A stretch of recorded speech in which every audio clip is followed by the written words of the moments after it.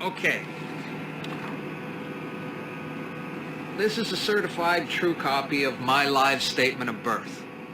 You can get this by applying for it at the Registrar General. They'll give it to you. And it's very interesting because this is where it all began. This is the foundation document.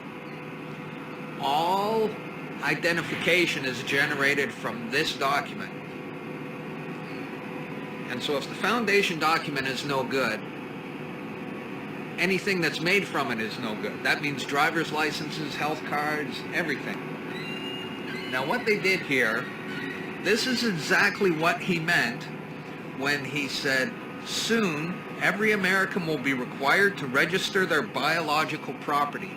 Now your parents didn't realize what they were doing when they filled this out, and these didn't exist before 1933.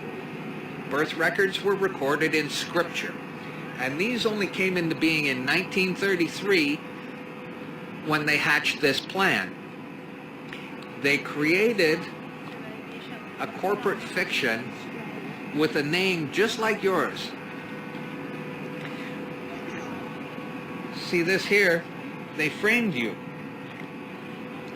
See these tracks? They railroaded you.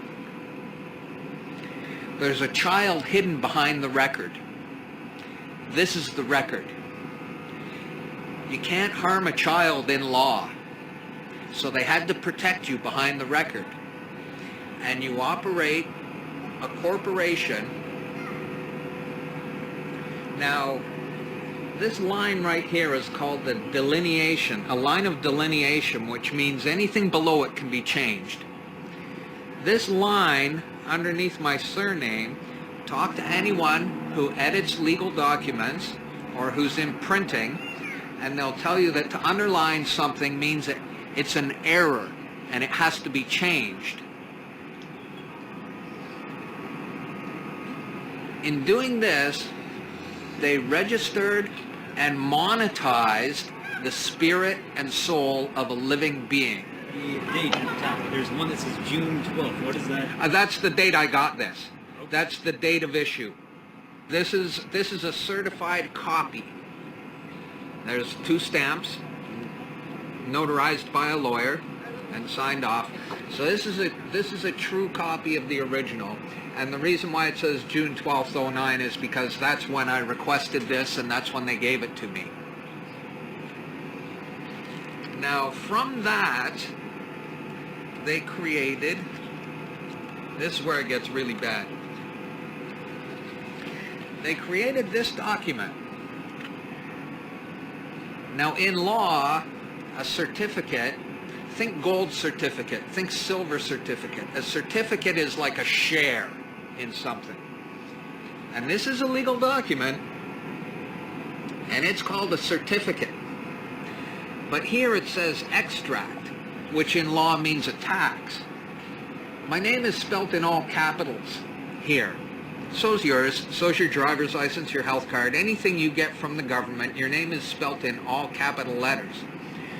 And when you use any government identification, you are identifying yourself as a corporation and you are existing within the jurisdiction of corporate law. And just because you didn't know what you're doing, that's no excuse. It doesn't exonerate you from liability. You're participating. The only way out is non-compliance. Don't participate. Now this is, see this red number here? People may wonder, gee, why is there a red number on the back of my birth certificate? Well, this is a Class A share because I'm born in Canada. The letter at the beginning of the number is called a CUSIP number. All securities require a CUSIP number. And that's what this is. This is a security, this is a share which represents me. This is held as collateral to secure the national debt.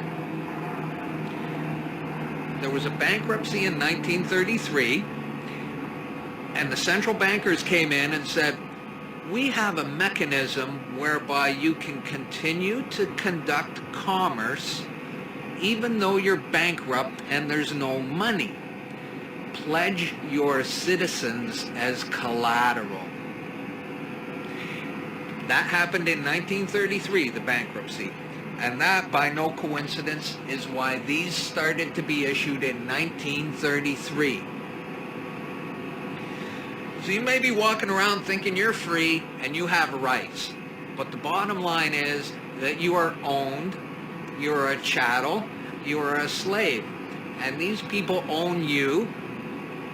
And that's why they can do things to you against your will. Because you comply. If people are looking for more information on this, where would you recommend? Thinkfree.ca has a lot of good information, but I think it's dangerous because see, this is a valuable token. And you can use this to discharge debt. Because there is no money. The currency you have in your pocket represents debt. It doesn't represent wealth. And the things you buy with it aren't yours because the currency has a hidden lien against it. And that's how they can take your house and they can take your car and they can take anything you own. Now, Robert Menard is teaching people that they can cash this in for $10 million. And while that may be true, I wouldn't advise doing something like that because your motivation is improper. There's greed and there's ego and there's all these bad things associated with that.